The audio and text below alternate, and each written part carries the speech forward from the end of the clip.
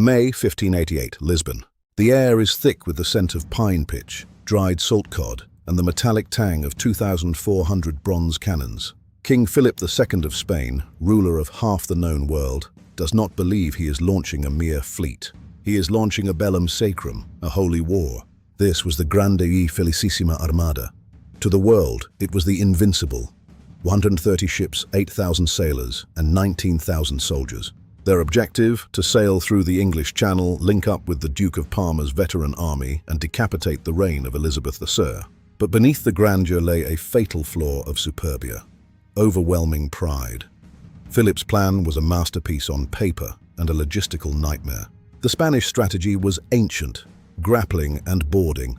Their ships were floating fortresses, high-towered, heavy, and packed with infantry. But the English had spent a decade reinventing naval warfare. They produced race-built galleons. They were celeritas, speed personified. Most importantly, they carried the culverin.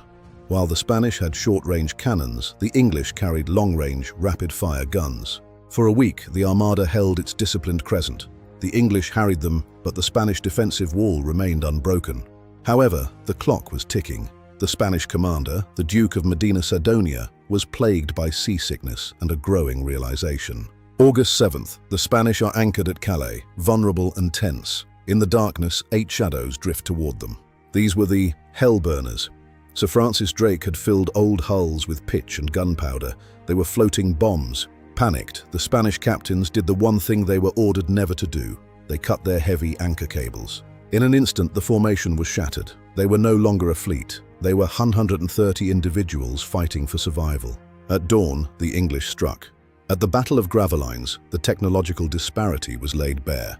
The English turned Spanish decks into slaughterhouses. Hulls built of Mediterranean oak shattered under the relentless iron rain. Yet the final blow didn't come from a cannon. The wind shifted. A fierce great gale pushed the battered fleet north, away from safety and into the uncharted North Sea. The English turned back, low on powder.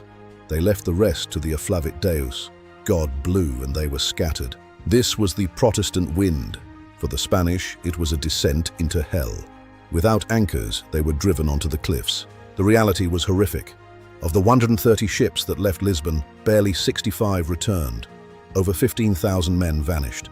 The failure of the Armada was a seismic shift. It signaled the sunset of the Spanish Empire and the dawn of the British century. The Atlantic was no longer a Spanish lake. It was a highway for a new kind of power, one built on naval science. The horizon didn't just hold ships, it held the destiny of a continent, and that destiny had just turned north.